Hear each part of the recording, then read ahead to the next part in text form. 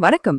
வாங்க, இன்னைக்கு நாம ரொம்பவே சுவாரஸ்யமான ஆனா நம்ம மறந்துகிட்டு வர்ற ஒரு விஷயத்த பத்தி ஆழமா தெரிஞ்சுக்கலாம். நம்ம வீடுகள்ல இருக்கிற தமிழ் கேலண்டர்ல நீங்க கெற்போட்ட நிவர்த்தி அப்படின்னு ஒரு வார்த்தையை எப்பவாச்சும் கவனிச்சிருக்கீங்களா? அத பாக்கும்போது இது ஏதோ விசேஷ நாளா இல்ல விடுமுறை நாளான்னு நம்மள பல பேர் யோசிச்சிருப்போம் இல்லையா? ஆனா உண்மையில அது என்ன?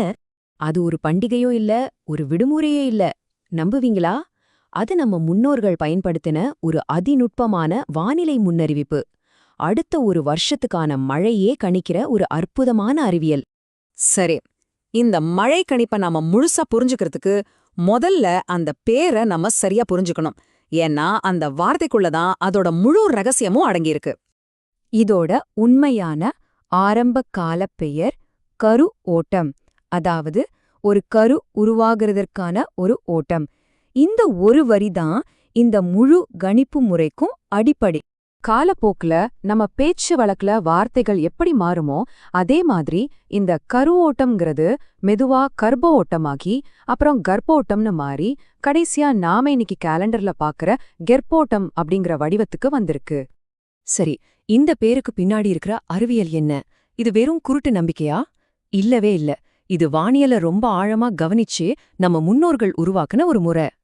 இது வருஷத்துக்கு ஒரு தடவை நடக்கிற ஒரு குறிப்பிட்ட வானியல் நிகழ்வோட சம்பந்தப்பட்டது.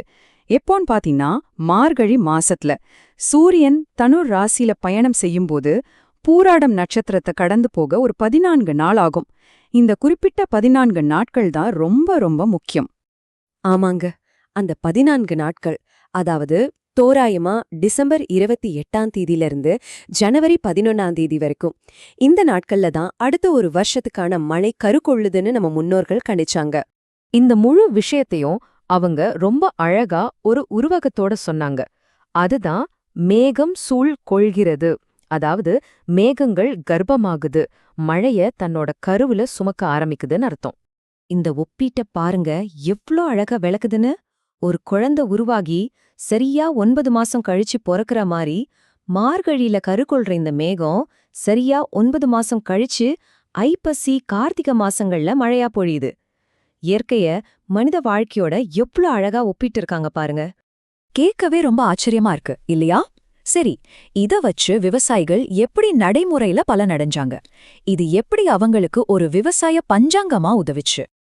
ரொம்ப எளிமையான முறைதான். அந்த 14 நாள்ல வானிலை எப்படி இருக்குன்னு கவனிக்கணும்.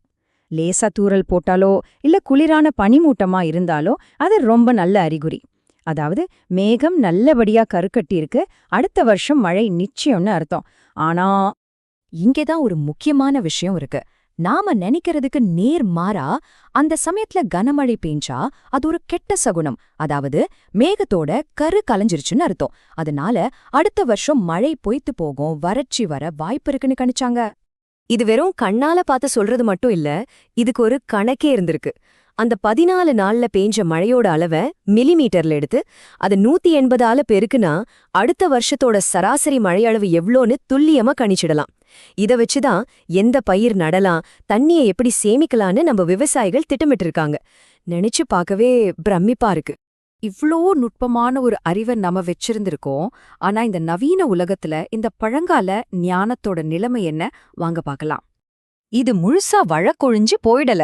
இன்னைக்கும் திருநெல்வேலி மாதிரி சில பகுதிகள்ல இருக்கிற விவசாயிகள் தங்களோட மானாவாரி பயிர்களுக்கு எப்போ விதை போடலான்னு முடிவு செய்ய இந்த கற்போட்டத்தை தான் நம்பியிருக்காங்க. இது இன்னமும் உயிர் போடதா இருக்கு. ஆனா நம்மள பல பேருக்கு ஒரு பெரிய மாற்றம் நடந்திருக்கு. அன்னைக்கு விவசாயிகள் வானத்தை பார்த்தாங்க, இயற்கையோட மொழிய புரிஞ்சுக்கிட்டாங்க. ஆனா இன்னைக்கு நம்ம டிவிலயோ இல்ல போன்ல இருக்கிற ஒரு ஆப்லயோ என்ன சொல்றாங்கன்னு தான் காத்துக்கிட்டு இருக்கோம். நாமளே கவனிக்கிற பழக்கத்தை கொஞ்சம் கொஞ்சமா விட்டுட்டோம். இத பத்தி ஒருத்தர் ரொம்ப வலியோட சொல்றாரு.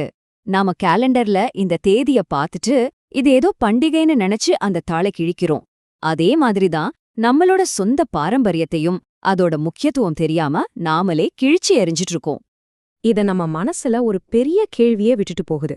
இந்த மாதிரி புதுசு புதுசா விஷயங்களை தேடி போற நம்மளோட இந்த ஓட்டத்துல நம்ம முன்னோர்கள் நமக்கு விட்டுட்டு போன இது மாதிரி இன்னும் எத்தனை ஞானத்தை நம்ம கவனிக்காம மறந்துட்டோம். எதை கத்துக்கிறோங்கிறது முக்கியம்தான், ஆனா எதை இழந்துடக்கூடாதுங்கிறது அதை விட முக்கியம் இல்லையா? யோசிச்சு பாருங்க.